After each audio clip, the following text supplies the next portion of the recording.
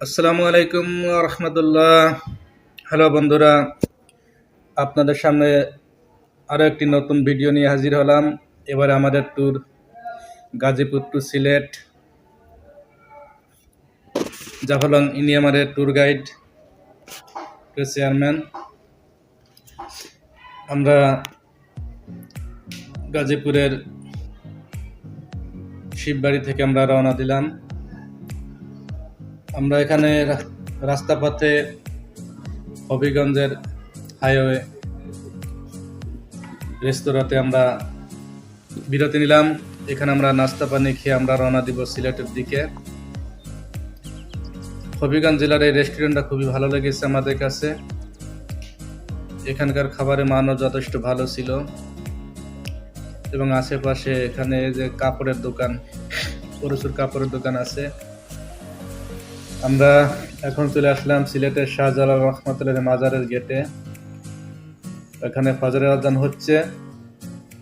ফজরের আজানের নামাজ পড়ে জামাত পড়ে 1 থেকে 1.5 ঘন্টা আমরা মাজারের বিভিন্ন অংশ ঘুরে দেখব। তারপর আমরা চলে যাব জাফলংয়ে, 0 পয়েন্টের। আমাদের ট্যুরটা আরো কিছুদিন আগে করার চিন্তা ভাবনা ছিল, কিন্তু সময় সাপেক্ষে সেটা হয়নি এবং আমারও অনেকদিন ট্যুরে যাওয়া হয় না। আমার নতুন নতুন ভিডিও আপনারা পান না। প্রায় আমি 1 থেকে 1.5 বছর কোনো ট্যুরেই যাই না। এই জন্য চিন্তা করলাম ট্যুরটায় অংশগ্রহণ করি, শরীর হয়ে যাই। সেজন্যই সিলেট ট্যুরটা আমার যাওয়া। সিলেটে গিয়েছি আমি প্রায় 2009 সালের দিকে। সেরপর আর সিলেটে যাওয়া হয় নাই। সিলেট থেকে গিয়েছিলাম, মাজার ঘুরে গিয়েছিলাম সুনামগঞ্জ জেলার বিশরমপুর উপজেলাতে। ওখানে আত্মীয় স্বজনের বাড়ি, একটা দুঃসম্পর্কে আত্মীয় বাড়ি ছিল। সেখানে 1 রাত অবস্থান করেছিলাম। তারপরের দিন সকালে আবার গাজীপুরের উদ্দেশ্যে ব্যাক করেছিলাম। সেরপর আর সিলেটে যাওয়া হয় না। আমার প্রথমই সিলেটে প্রথম ট্যুর, জাফলং ট্যুর। দেখবো সিলেট জেলার সৌন্দর্য মণ্ডিত বিভিন্ন রাস্তার দুপাশের অংশ লেনের। দেখবো জাফলংয়ের সৌন্দর্য। জাফলংটা বলে খুব সুন্দর, আজ বাস্তবে অবলোকন করব। এটা হলো মাজারের সেই গজার মাছের পুকুর। ফজরক্ত অন্ধকারে দেখতে পারি নাই। এটা হলো মাজারের পাশে একটা কূপ। এটা এখানে আপনার নামে মাত্র ফি দিয়ে প্রবেশ করা যায়। আমরা একসাথে প্রায় 8 থেকে 10 জন প্রবেশ করেছিলাম, মাত্র 20 টাকা দিয়েছিলাম। এটা হলো শাহজালাল রহমতুল্লাহ মাজারের ভিতরের অংশ। ফজরের নামাজ পড়ার পর একটু অনেকটা পরিষ্কার দেখা যাচ্ছে। ওই সময় তো অন্ধকার ছিল, কুয়াশা ছিল। এখন আমাদের অন্যান্য ট্যুরের ভাইয়েরা, তাদের সাথে আমরা এখানে কিছুক্ষণ অবস্থান করব। কিছুক্ষণ অবস্থানের পর আমরা একটু হালকা পাড়া চা পানি খেয়ে আমরা সিলেটে জাফলংয়ের দিকে আমরা বেরিয়ে যাব। মাজারে কিছু লোক আপনারা দেখে নিন। আমরা জাফলং রোডে উঠেছি। জাফলংয়ের দিকে আমাদের গাড়ি এগিয়ে যাচ্ছে। সত্যি সিলেট জেলাটি খুব সুন্দর, দেখার মতন একটি জেলা। ছোট বড় অনেকগুলো স্পট রয়েছে সিলেটে এবং রাস্তার দুপাশ থেকে আপনি যাবেন, এক পাশে ছোট ছোট টিলা দেখতে পাবেন। টিলার উপর আপনার চা বাগান, সমুদ্রের ঢেউয়ের মতন এঁকে বেঁকে চা বাগানগুলো দেখতে সত্যি খুব সুন্দর। এটা হলো জাফলং রোড। আমাদের যেতে এখান থেকে প্রায় 1.5 ঘন্টা বা 2 ঘন্টা মতো লাগবে। তো বন্ধুরা, হয়ে যাক একটি গান, ইসলামী সঙ্গীত, দেশাত্মবোধক একটি গান। গানটি বাংলাদেশের সবচেয়ে পুরানো ঐতিহ্যবাহী শিল্প গোষ্ঠী সাইমন শিল্প গোষ্ঠীর। বাংলাদেশের ইতিহাসে ইসলামী সঙ্গীত অঙ্গনের একটি পরিচিতি নাম সাইমন শিল্প গোষ্ঠী। তারপরে অন্যান্য শিল্প গোষ্ঠী অনেক পরে গঠন হয়েছে, কলরব সহ অন্যান্য শিল্প গোষ্ঠীগুলো অনেক পরে আছে। বাংলাদেশের সবচেয়ে পুরনো শিল্প গোষ্ঠী সাইমন শিল্প গোষ্ঠী। এই ওয়েবসাইটে ঢুকে আপনারা সুন্দর সুন্দর বিভিন্ন দেশাত্মবোধক, জিহাদমূলক, অনুপ্রেরণামূলক বিভিন্ন সঙ্গীত আপনারা শুনতে পারবেন। সাইমন সিলভা গোষ্ঠীর একটি গান দেশাত্মবোধক আমি গাচ্ছি, আপনারা শুনুন, আশা করি ভালো লাগবে। আমার দেশের ঠিকানা বন্ধু পাবে, আমার দেশের ঠিকানা বন্ধু পাবে, ধীরে ধীরে বয়ে যাওয়া নদীর গানে। আরো পাবে ভালোবাসা ছড়িয়ে, পাপড়ে মেলেছে ওই শাপলা শালুক যেখানে। আমার দেশের ঠিকানা বন্ধু পাবে, আমার দেশের ঠিকানা বন্ধু পাবে। দেখবে রূপ তার শ্যামলি খুপাই, সাজিয়ে পিরানের মেলা বটের ছায়াই। দেখবে রূপ তার শ্যামলি ছায়াই, সাজিয়ে পিরানের মেলা বটের ছায়াই। নকশি কাঁথার বুকে বর্ণালী ছবি আঁকা যেখানে, নকশি কাঁথার বুকে বর্ণালী ছবি আঁকা যেখানে। ধীরে ধীরে বয়ে যাওয়া নদীর গানে। আরো পাবে ভালোবাসা ছড়িয়ে, পাপড়ে মেলেছে ওই শাপলা শালুক যেখানে। আমার দেশের ঠিকানা বন্ধু পাবে, আমার দেশের ঠিকানা বন্ধু পাবে। শুনবে রুমঝুম ঝরনা ধারায়, পাহাড়ি রূপসী কত গান গেয়ে যায়। শুনবে রুমঝুম ঝরনা ধারায়, পাহাড়ি রূপসী কত গান গেয়ে যায়। পলাশ কৃষ্ণচূড়া জড়িয়ে হৃদয়ে থাকে যেখানে, পলাশ কৃষ্ণচূড়া জড়িয়ে হৃদয়ে থাকে যেখানে। ধীরে ধীরে বয়ে যাওয়া নদীর। আরো পাবে ভালোবাসা ছড়িয়ে, পাপড়ি মেলেছে ওই শাপলা শালুক যেখানে। আমার দেশের ঠিকানা বন্ধু পাবে, আমার দেশের ঠিকানা বন্ধু পাবে। ধীরে ধীরে বয়ে যাওয়া নদীর গানে। আরো পাবে ভালোবাসা ছড়িয়ে, পাপড়ি মেলেছে ওই শাপলা শালুক যেখানে। আমার দেশের ঠিকানা বন্ধু পাবে, আমার দেশের ঠিকানা বন্ধু পাবে। কণ্ঠটি বেশি ভালো ছিল না, যা হোক আশা করি আপনাদের ভালো লেগেছে। আমরা চলে এসেছি জাফলং, আমাদের গাড়ি এখানে ল্যান্ড করেছে। বাস স্ট্যান্ডে আমাদের যে এটাকে কি বলে গাড়ি রাখার যে স্থান,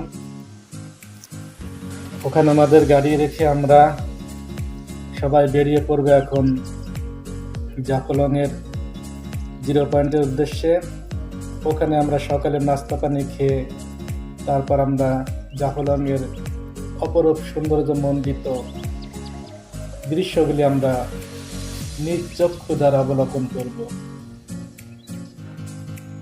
আপনারা যারা ভ্রমণ করেন তারা অবশ্যই জানেন যে আমাদের 62 দেশ এই বাংলাদেশ, এই দেশের বুকে আল্লাহ তাআলা কত সুন্দর সুন্দর নিয়ামত আমাদের উপহার দিয়েছেন। যে নিয়ামতগুলো আপনি সচক্ষে দেখলে আপনার হৃদয় শান্ত হয়ে যাবে, মনটা পরিপূর্ণ হয়ে যাবে। সত্যি সৃষ্টিকর্তার অপরূপ সৃষ্টি, যেটা না দেখলেই বিশ্বাস হয় না। তা বাংলাদেশের সিলেট জেলা একটি স্বনামধন্য এবং ধনী জেলা। এই জেলাতে বাংলাদেশের অনেকগুলো পর্যটন স্পট রয়েছে, তার মধ্যে অন্যতম জাফলং সবচেয়ে সুন্দর মণ্ডিত। তাছাড়া আরও আছে সাদা পাথর, কালতাগুল, বিছানাকান্দি, শাপলা বিল সহ আরও অনেক বিভিন্ন স্পট রয়েছে। তো আজকে আমরা যেহেতু জাফলং আমার উদ্দেশ্য একদিনের ট্যুর, আমরা বৃহস্পতিবার রাতে রওনা দিয়েছি। শুক্রবার সারাদিন আমরা এখানে থাকবো, থেকে বিকালের দিকে আমরা আবার আমাদের গন্তব্যস্থানে রওনা দিব, যেহেতু আমাদের পরবর্তী শনিবার সকালে আমাদের আবার ডিউটি আছে। সেই কথা মাথায় চিন্তা করে আমাদের এই ট্যুরটি করা। তা দেখুন সিলেটের সৌন্দর্য মণ্ডিত। এটা হলো আপনার জাফলং এর নিচে যে এগুলা বিভিন্ন হোটেল রেস্তোরাঁ আছে ছোট ছোট, এবং এখানকার খাবারের মানটা মোটামুটি ভালো, বেশি অতটা বেশি ভালো হবে না, মোটামুটি আর কি, যেটা চলে মোটামুটি। এবং খাবারের মূল্যটা যথেষ্ট মোটামুটি আমার কাছে কম মনে হয়েছে। আমরা সবাই খেয়েছিলাম, যেটা সকালের নাস্তা, দুপুরের লাঞ্চ আমরা এখানে খেয়েছিলাম। দূর থেকে দেখুন ওই যে পাহাড়গুলো দেখা যাচ্ছে, এই পাহাড়গুলো হলো এখানে আমাদের গাজীপুর বলেন বাংলাদেশের অন্যান্য অংশে দেখবেন শুধু মাটি, আর এখানে দেখছেন শুধু পুরোটাই পাথর। মাটির কোনো অংশ এখানে নাই, এখানকার মাটিটাও পাথর, এবং এই পাথরগুলো খুবই মূল্যবান, এবং এ থেকে আমাদের প্রচুর রাজস্ব খাতে প্রচুর অর্থ রাজস্ব আদায় হয়। পাথরগুলো অনেক সুন্দর, বিভিন্ন সাইজের পাথর আছে। বাছাই করে যাওয়ার আগে কিছু পাথর আশা করে নিয়ে যাব। ছোট বড় বিভিন্ন সাইজের বিভিন্ন পাথর আমার নেওয়ার ইচ্ছা আছে। পাথরগুলো সত্যি সুন্দর লাগতেছে। আমি জাফলংয়ে যেহেতু আগে কখনো আসিনি, এভাবে দেখা হয়নি, এজন্য আমার কাছে সত্যি জাফলংটি খুব সুন্দর লাগতেছে। দেখুন এখানে অনেক পর্যটক এসেছে, এবং তারা বিভিন্ন স্থান তারা ঘুরে দেখতেছে। এবং এক পাশে এখানে সবচেয়ে একটা সুন্দর বিষয়, এখানে কোনো কাঁটাতার নাই, যে আপনার নদীর উপরে পাহাড়ের কোল ঘেঁষে গিয়ে আপনার ইন্ডিয়ান অংশ, এবং পাহাড়ের নিচু থেকে পানির এই পর্যন্ত বাংলাদেশ অংশ, পাশেই ভারতের বিজিবি, ওদের বর্ডার গার্ডকে বিজিবি বলা হয়, আমাদের বর্ডার গার্ডকে ওদের বর্ডার গার্ডকে বিএসএফ বলা হয়, দুঃখিত। আর আমাদের বর্ডার গার্ডকে বিজিবি বলা হয়। বিএসএফটা টহল দিচ্ছে এবং বলতেছে আপনারা এই সাইডে আসবেন না, এই সাইডে যেহেতু ইন্ডিয়ান অংশ, এই সাইডে বাংলাদেশের অংশ, এভাবে তারা দেখিয়ে দিচ্ছে এবং তারা ডিউটি পালন করতেছে। একজন বিএসএফ মানে ভারতীয় সীমান্তরক্ষী বাহিনী তার ডিউটি পালন করতেছে, এবং বাংলাদেশি পাবলিককে বলতেছে আপনারা এর দিকে যাবেন না, এবং ইন্ডিয়ান যারা ট্যুর আসছে তাদেরকে বলতেছে আপনারা এই অংশে আসবেন না, এভাবে তাদেরকে দিক নির্দেশনা দিচ্ছে। এই 0 পয়েন্টে যে ব্রিজটা আপনারা দেখলেন, এই ব্রিজটাকে আপনার ভারতের, ব্রিজের উপর দিয়ে এবং পাহাড়ের কেটে রাস্তা করা হয়েছে, ব্রিজের উপর দিয়ে বিভিন্ন গাড়ি যাচ্ছে পাহাড়ের কোল ঘেঁষে। ওইটাকে মেঘালয় প্রদেশ ওইটা, এবং ওখানে যে খাসিয়ানি তারা বেশি মেঘালয় রাজ্যে। এখানে বেলুনে ছেলে আপনারা পানির উপর দিয়ে হাঁটতে পারবেন। 100 টাকা পার পারসন, 2 জন করে উঠতে হয়, তাহলে পানির উপর হাঁটতে সুবিধা হয়।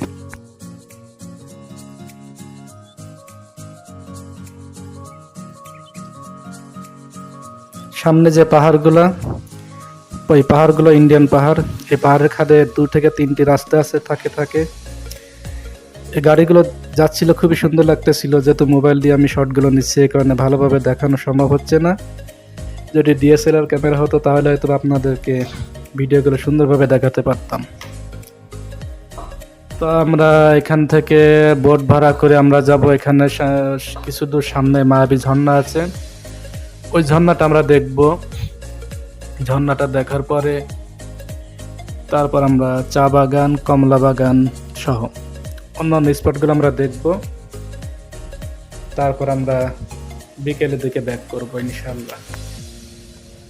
এখানে অনেক পরিবার এসেছে, যার ফ্যামিলি নিয়ে এসেছে, সেভাবে সেলফি তুলতেছে, যেটা আপনারা দেখতে পাচ্ছেন বিভিন্ন লোক।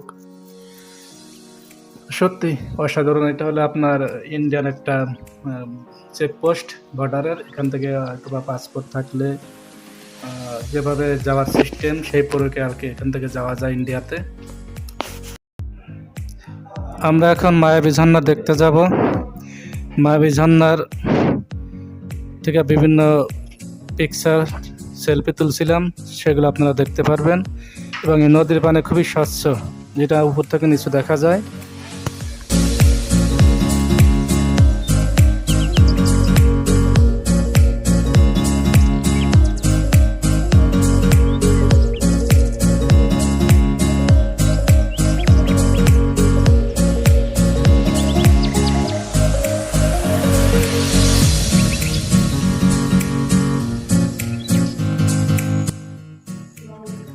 জিরো পয়েন্ট থেকে এখন আমরা মায়াবী ঝর্ণা দেখতে যাব। অলরেডি আমাদের লঞ্চ রিজার্ভ করা হয়েছে। মায়াবী ঝর্ণা ভিডিওটা দেখাতে পারি না, মোবাইলে চার্জ ছিল না, শুধু কিছু পিক তুলে রাখছিলাম, সেগুলো আপনারা দেখবেন।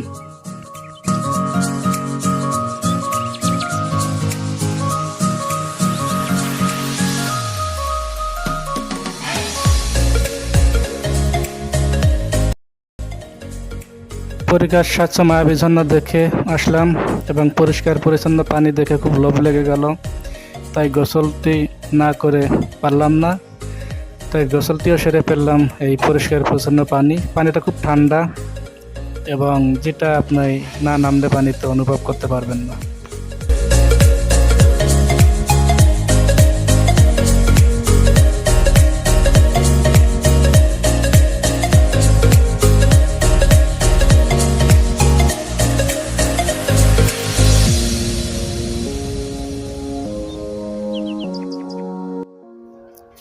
এটা একটি সীমান্ত পিলার।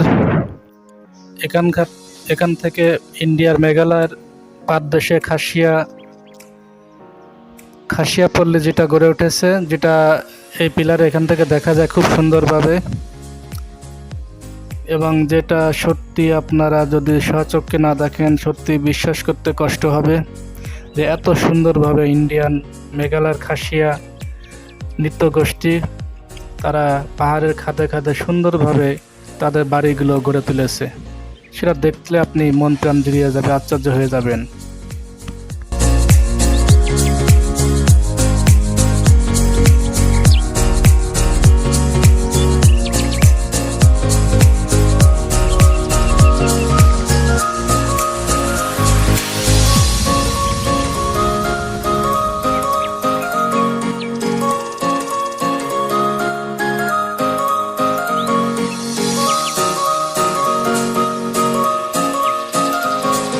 আমরা চলে আসলাম ভারতের মেঘালয়ের পাহাড়ের পাদদেশের সুন্দর একটি লুক দেখতে। এখানে পাশে এই সমস্ত গাড়ি সবাই পার্কিং করে রাখে। এখানকার যে ভারতের যে ভিউটা অনেক অনেক সুন্দর দেখা যায়। আপনার পাহাড় কেটে কেটে খাসিয়া পল্লী যে ছোট ছোট ঘর গড়ে তোলা হয়েছে, সেটা দেখতেই খুব সুন্দর। এখানে একটা সীমান্ত পিলার আছে, এই যার থেকে ভিউটি দেখতে সত্যি খুবই সুন্দর এবং খুবই নান্দনিক। জাফলংয়ের এই ভিউটা সবচেয়ে সুন্দর, যেটা আপনারা সচক্ষে না দেখলে আপনারা এর মর্ম, এর সৌন্দর্য, এর রূপ সেটা আপনারা বুঝতে পারবেন না। অবশ্যই যারা ভ্রমণ পিয়াসী অবশ্যই সিলেটের এই জাফলং একটি ট্যুর করবেন, অন্যান্য স্পটগুলো দেখবেন। সবচেয়ে আকর্ষণীয় এই স্পট হলো জাফলংয়ের এই 0 পয়েন্টের ট্যুরটা। সত্যি বন্ধুরা, আমি সিলেটের এই জাফলংয়ের সৌন্দর্য দেখে সত্যি আনন্দিত, উৎফুল্ল। কি আর বলবো, সেটা ভাষায় প্রকাশ করতে পারছি না। তাই আপনাদের কাছে দাবি থাকবে, আপনারা অবশ্যই সিলেটে একটা ট্যুর করবেন এবং সিলেটের সৌন্দর্য, বাংলাদেশের সৌন্দর্য আপনারা দেখবেন। বিদেশে যাওয়ার আগে দেশের সৌন্দর্যগুলো সবারই দেখা উচিত, যেমন কক্সবাজার, সীতাকুণ্ড, সিলেট, বিভিন্ন যে স্পটগুলো আছে এগুলো আপনারা সকলে দেখা উচিত। বাংলাদেশের সব সৌন্দর্যমণ্ডিত জেলাগুলো, স্পটগুলো সকলেরই দেখা উচিত, সকলেই দেখবেন। এবং আমার চ্যানেলটি অবশ্যই আপনারা সাবস্ক্রাইব করে রাখবেন, এসকে মোহাম্মদ আলী অফিসিয়াল। আজকের মতো এখানেই, আল্লাহ হাফেজ, দেখা হবে পরবর্তী ভিডিওতে।